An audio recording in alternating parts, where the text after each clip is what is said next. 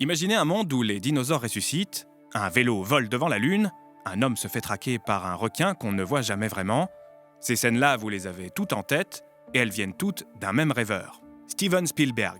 Un enfant introverti, passionné d'histoire, qui allait transformer ses peurs, ses blessures et ses émerveillements en images gravées dans la mémoire collective. Aujourd'hui, on revient sur l'histoire d'un petit garçon obsédé par sa caméra, devenu le plus grand des conteurs de notre époque. Steven naît en 1946 dans une famille juive de l'Ohio. Son père est ingénieur, sa mère pianiste. L'ambiance à la maison est étrange, beaucoup d'amour, mais aussi beaucoup de tension. Très jeune, il sent qu'il est différent. Dans son quartier, on se moque parfois de lui à cause de sa religion.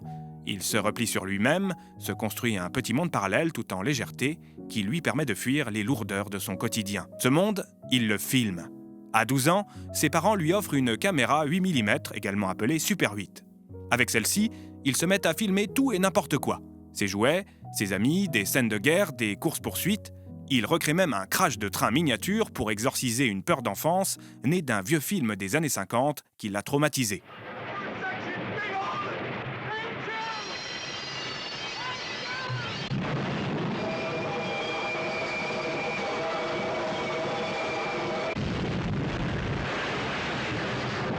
Très vite, sa caméra devient plus qu'un jouet. Elle devient son langage, sa protection. Il ne veut pas seulement observer le monde, il veut le recréer et le remodeler. Adolescent, Spielberg comprend que faire des films, ce n'est pas seulement jouer, c'est une vocation. Refusé 2 fois à l'école de cinéma de l'USC, il ne baisse pas les bras. Il s'inscrit ailleurs, mais surtout, il prend un raccourci très audacieux. Il entre à Universal sans autorisation. Se faisant passer pour un stagiaire, il s'infiltre sur les tournages, colle son nom sur la porte d'un bureau vide et apprend tout en observant. À 21 ans, il tourne Amblin, un court-métrage de science-fiction sans dialogue.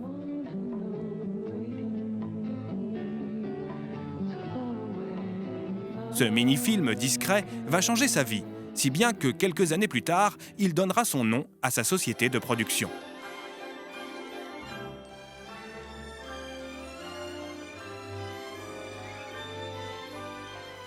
Universal remarque le film et décide de donner à Spielberg une chance. Il devient alors le plus jeune réalisateur à signer avec un grand studio. Sa première vraie carte de visite, c'est Duel, un téléfilm nerveux, sans fioriture, sur un automobiliste traqué par un camion anonyme.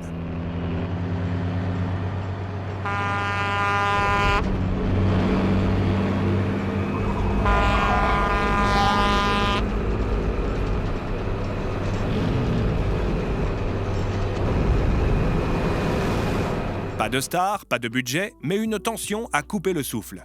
Spielberg démontre une chose, il sait créer la peur avec presque rien. Il comprend, par l'absence de moyens pour montrer ce qu'il aimerait, le pouvoir de la suggestion. Vient alors pour lui l'épreuve du feu, les dents de la mer. Le tournage est un véritable cauchemar. Le requin mécanique qui était censé apparaître à l'écran à plusieurs reprises tombe en panne sans cesse. Spielberg est stressé, malade, il vomit entre les prises et se fait vite rattraper par le budget et le studio qui lui demandent des comptes. Mais cette contrainte de temps et de moyens va lui permettre une nouvelle fois d'exercer son génie pour la mise en scène. Puisque le monstre est impossible à filmer, il deviendra invisible. Il le suggère par la musique, les silences, les plans évocateurs.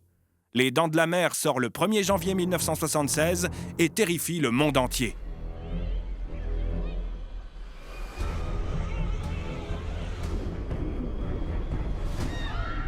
Spielberg vient d'inventer le blockbuster moderne.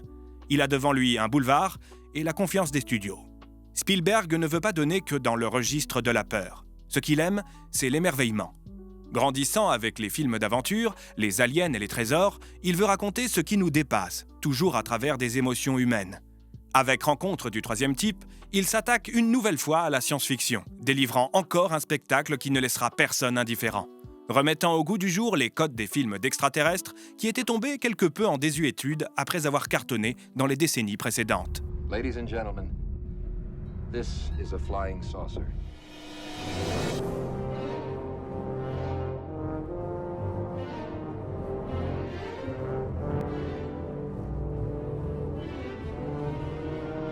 Il s'essaie ensuite au grand film d'aventure avec une franchise créée par son ami George Lucas.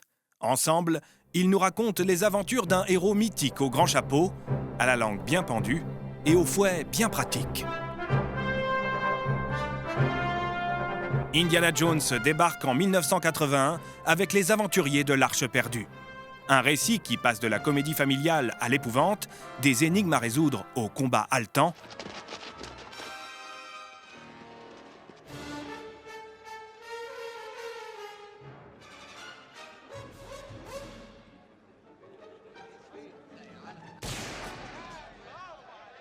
La recette marchera si bien qu'Indy fera son retour en 1984 avec Le Temple maudit et en 1989 avec La Dernière Croisade, avant d'être relancé en 2008 avec Le Crâne de cristal, puis en 2023 avec Le Cadran de la destinée, que perso j'ai trouvé pas ouf. En 1982, Spielberg imagine un extraterrestre perdu sur Terre qui devient le meilleur ami d'un enfant.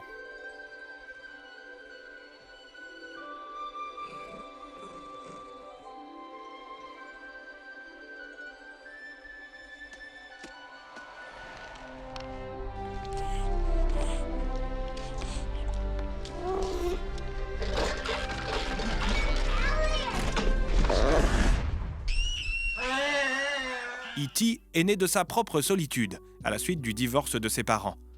E.T. est une créature douce et bienveillante qu'il aurait aimé avoir comme ami. Le film touche à l'enfant intérieur de millions de spectateurs. Il crée un langage universel, celui du cœur. C'était tellement bateau de dire ça. En 1987, il se confronte au film historique avec l'Empire du Soleil. Même s'il n'ose pas pleinement assumer le côté froid du récit, s'efforçant de le teinter d'onirisme et l'orientant vers un happy ending au retour plutôt mitigé. En 1993, il sort Jurassic Park, une révolution technique avec des dinosaures plus vrais que nature. Le film va révolutionner la manière dont sont produits les effets spéciaux à Hollywood. Certains n'ont d'ailleurs pas vieilli.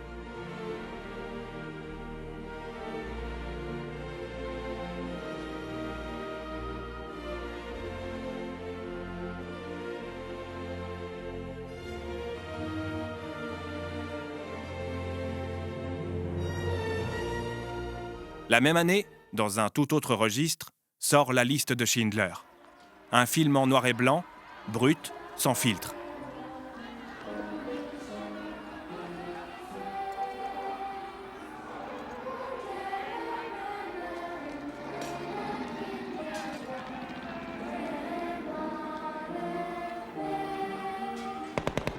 Pour la première fois, il place sa judéité au centre de son projet. L'adaptation d'un livre qu'un de ses amis le pousse à réaliser, sentant que lui seul en serait capable. Il décide pour la première fois d'affronter l'histoire de manière frontale, crue, osant filmer des scènes d'une violence inouïe, jouant de son talent pour la suggestion et sublimant le tout par sa mise en scène.